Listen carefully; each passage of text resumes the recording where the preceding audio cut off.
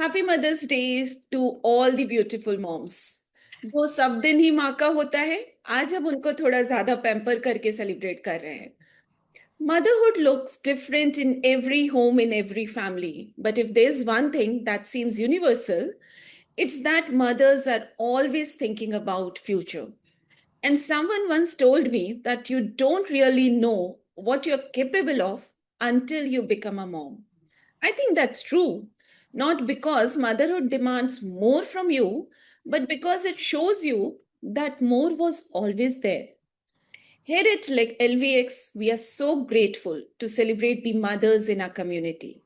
The ones who invest, the ones who build, the ones who heal, and the ones who simply show up every single day. Today, we get to sit with someone who does all of that.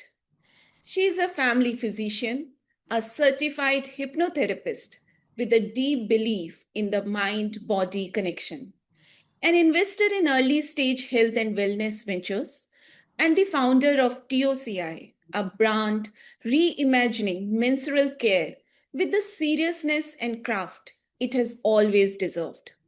She is also a mother of two. Please welcome Dr. Lakshmi Ajit Virappan. Hi, Doctor. Thank you so much for joining us today. Hi, Pallavi. Good to be here for this discussion on Mother's Day. Pleasure is all ours. So, you wear three distinct hats: doctor, investor, and a mother. Which of these identities did you grow into most unexpectedly? And did it teach you something about yourself? See, actually, when I'm listening to this question, I'm like, as always, a learner. Especially now, like when my kids ask me, every time I was like, oh, I was always studying this, I was studying that. And I find that all these three things, right? You Yeah. need to learn to grow into it. Even as an investor, you learn about things, you learn about the gaps that are there with like how society is now and where it can be and what you want to see, right? And like even as a mother, it's like the learning is still a continuous process. I can never say that I've learned everything, and I'm sure that all the mothers here will say the same, right?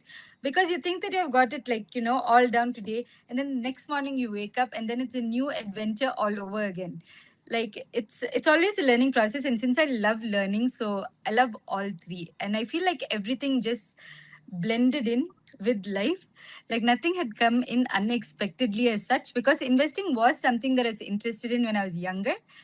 And I've been studying like for a long time, as I was saying. Like when my children asked me, I was like studying, and at this point in time I was studying. Like I did have fun in life also, but I did study. Like I really enjoyed studying. It was an integral part of my life. Yeah. So I think that is in all the aspects as well, in motherhood and in investing. Absolutely. Very well said. Actually, we moms were never given any handbook.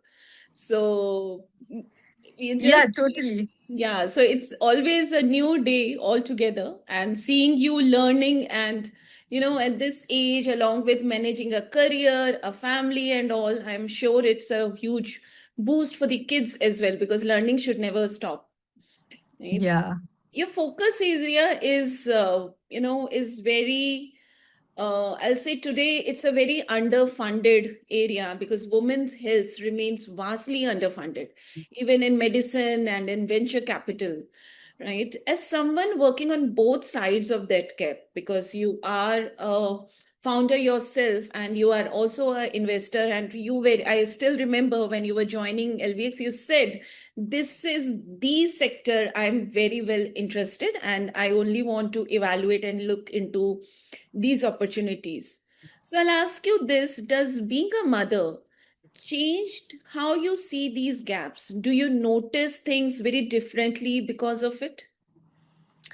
Yes, I do actually. Actually, I'll just give you like a small story, which is very obvious, like, like the differences that happen after you become a mother as to before you are a mother.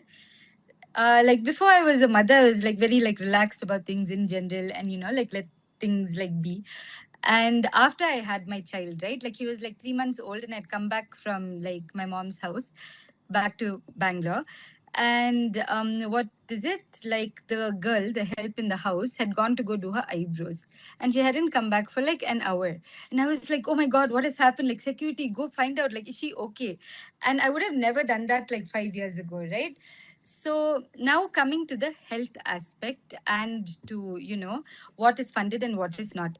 See, if you look at medicine, like the history of medicine, right? Like how they found all the medication at that point and everything. By the time they got epidurals for women, it was only very recently, only around like, yeah, I'm not going to say any dates because I'm not very sure about the dates, but then I know that it was around only like 50 to 70 years ago. Whereas medicines for erectile dysfunction was found a way long time, like before that, right? Like women to get into medicine itself, they had to dress up as men to get inside. Like the first surgeon, like if you read all the stories of the first 3 to 4 women who got into medicine, they could not go in as women themselves. So if you're not looking at medicine from a women's point of view, how can you help them? Right? And like there's a very large middle section that is not covered right now, like the basic health, like endometriosis all over the world, it takes 7 years to get diagnosed. By the time you do all the ultrasounds and all the tests and everything, and then they're like, okay, fine, you have endometriosis, right? And like right now, like fertility, all of that, the only reason why fertility has taken is faster than endometriosis is because it involves the male as well, and they want to like like pass on the lineage, whatever it is. So that's why it's faster. That is why I'm like, I want to be in health and wellness, which is taking care of women's health, because it's a vastly underfunded, vastly overlooked, because they're like, okay, never mind, they're dealing with it, so what's the problem? Right.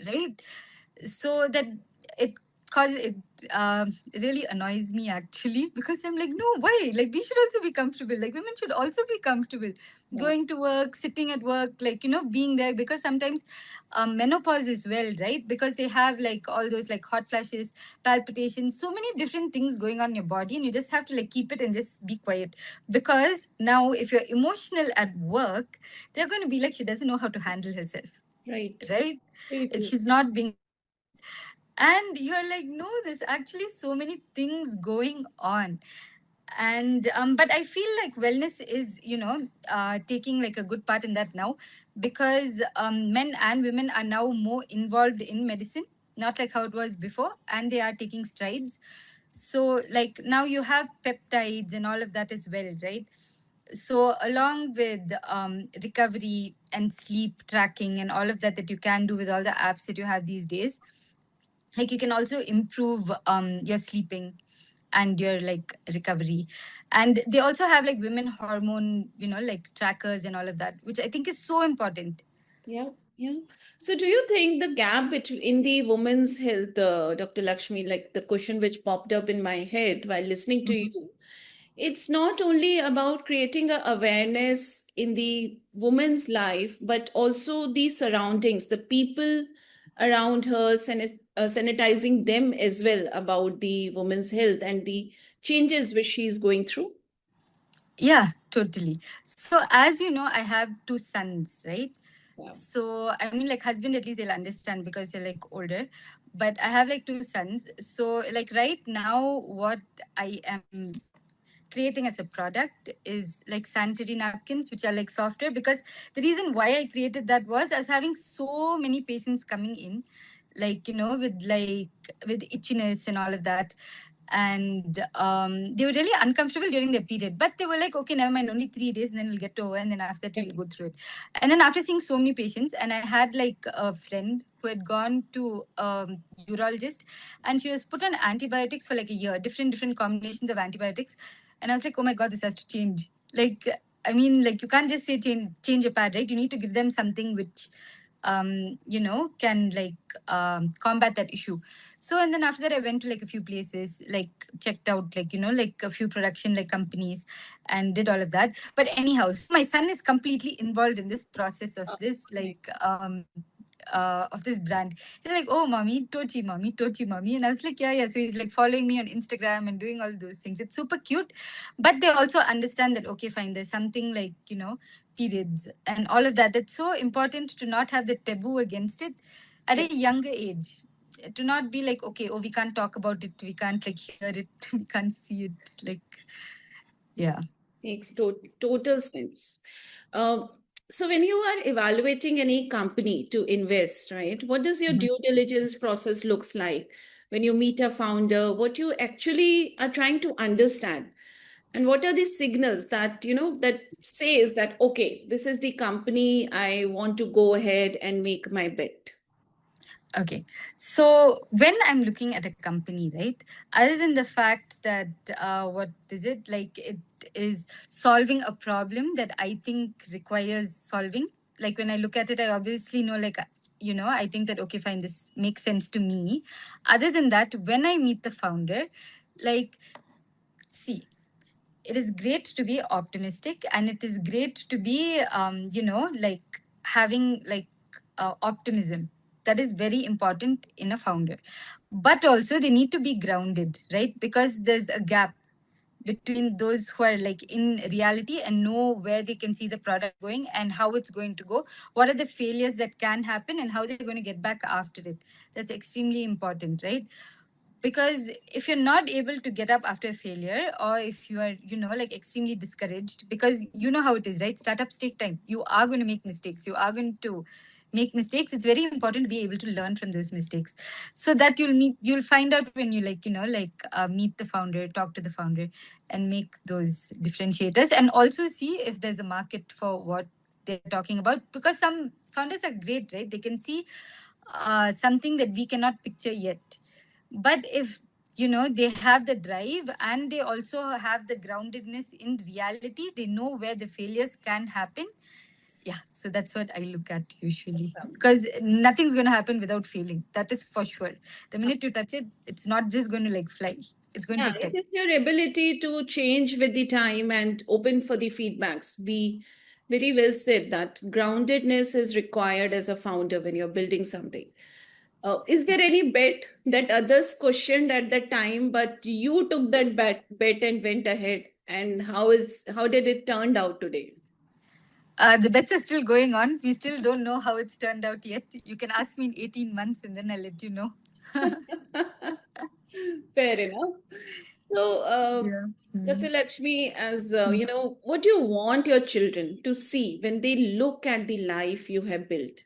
Not what you want them to achieve or even Mhm. what you want them to think of you, but what you hope they understand about a life well lived can look like. I want them to know that they're extremely important in my life, of course, and that they never stopped me from doing anything that I wanted to do. In fact, after they came into my life, I have been more driven to do more, Wow. right? So that is what I would like them to see about my life in general. Because say I did study medicine, and then my medicine that I'm practicing, so my father's a doctor as well, but he goes to the clinic in the morning, he comes back in the afternoon for lunch, and then he goes back in the afternoon, and then he stays there till midnight. That is not the medicine that I'm practicing, right? Like I'm practicing like few like office hour medicine, but they know that I'm still practicing medicine, I'm still running the business, I am doing a podcast, I'm doing whatever I love because it gives me joy, and I love spending time with them also. So whenever I'm with them, I'm like fully present with them. So they know that everything can be done. It's not easy, it's not one takes precedence over the other, but everything is, as long as, see, what I think is really important is they get to see their father being a supportive partner as well. Yeah. And that's important for them, because if it's a girl, she'd probably see her mother and be like, okay, that's what I want to be when I grow up. But for boys, they would look at their father and they'd be like, okay, this is how our father is with our mother doing everything, he's completely fine, so yes, this is how we want to be when we grow up. So I think that's extremely important as well. Superb. That's so good to hear. There are so many women out there who put their career or their life at the back burners after having kids. It's so good to hear that your kids, your family makes you more passionate about what you're doing, and happy moms make happy homes always. So thank you Definitely. so much, Dr. Lakshmi, for your generosity and your honesty, and for reminding us today that the things we build in the world and the things we build at home are never really separate. They are the same story told in different rooms. That's it. So to everyone at LVX joining us today, thank you for being there, and happy Mother's Day to every mother in this community. You are seen, you are celebrated, and you are the reasons we are here. And to Dr. Lakshmi, your children are watching. Something tells me they already know how lucky they are. Thank you so much. Thank you so much, Pallavi. Wishing everybody a very happy Mother's Day.